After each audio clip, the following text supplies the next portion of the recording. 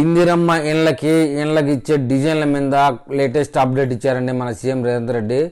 3 డిజైన్లలో ఇందిరమ్మ ఇండ్లు త్వరలో ఫైనల్ చేయనున్న సీఎం రేవంత్ రెడ్డి అంటూ చెప్పుకొచ్చారు. ఇండ్ల నమూనాలు రెడీ చేసిన అధికారులు 11న లబ్ధిదారులకు ఇండ్ల మంజూరు పత్రాలు, ఇండ్ల నమూనాలు సిద్ధమయ్యాయి. మొత్తం 3 డిజైన్లలో అధికారులు సిద్ధం చేయగా ఆ నమూనాలను త్వరలో సీఎం రేవంత్ రెడ్డి, గృహ నిర్మాణ శాఖ మంత్రి పొంగులేటి శ్రీనివాసరెడ్డి ఫైనల్ చేయనున్నారు. ప్రభుత్వ సూచనల ప్రకారం హౌసింగ్ అధికారులు 3 డిజైన్లలో ఇండ్ల నమూనాలు రెడీ చేశారు. వీటికి ముఖ్యమంత్రి చూపించేందుకు బుధవారం సచివాలయానికి తీసుకురాగా సీఎం లేకపోవడంతో ఈ కార్యక్రమం వాయిదా పడినట్టు తెలుస్తుంది. ఈ నమూనాలను రేవంత్ గురువారం చూపించేందుకు ఆ శాఖ పొంగులేటి శ్రీనివాసరెడ్డి అధికారులు ప్రయత్నాలు చేస్తున్నారు. 500 + 400 ఎఫ్ఎఫ్టీ విస్తీర్ణంలో హాల్, కిచెన్, బెడ్రూమ్, టాయిలెట్ ఉండేలా ఈ 3 డిజైన్లు రూపొందించారు.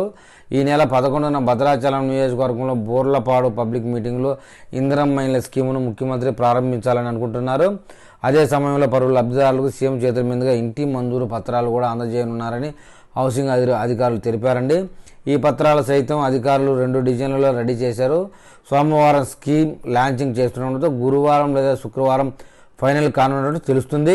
ఎన్నికల్లో ఇచ్చిన హామీల మేరకు 6 గ్యారంటీల్లో ఇప్పటికే 4 గ్యారంటీలు అమలు చేస్తుండగా ఈ నెల 11న భద్రాచలం రాములవారి సన్నిధిలో 5వ గ్యారంటీ అయిన ఇందిరమ్మ ఇండ్ల పథకాన్ని సీఎం రేవంత్ రెడ్డి ప్రారంభించారని మంత్రి పొంగులేటి శ్రీనివాసరెడ్డి తెలిపారు. హామీలు ఇవ్వడమే కాదు, ఇచ్చిన ప్రతి హామీని ఆచరణలో పెట్టడమే ఇందిరమ్మ రాజ్యం అని, ముఖ్యంగా పేదవాడికి సొంతింటి కళ అనేది నెరవేరే పేదవాడి ఇంట పండుగ అని తెలిపారు. పేదలకు ఇల్లు ఇవ్వడం ప్రభుత్వ కర్తవ్యం అని, గత పాలకులు ఈ కర్తవ్యాన్ని విస్మరించారని, ప్రజల అవసరాలను, ఆశలను గత ప్రభుత్వం వారి రాజకీయ అవసరాలకు మాత్రమే వాడుకుందని మండిపడ్డారు.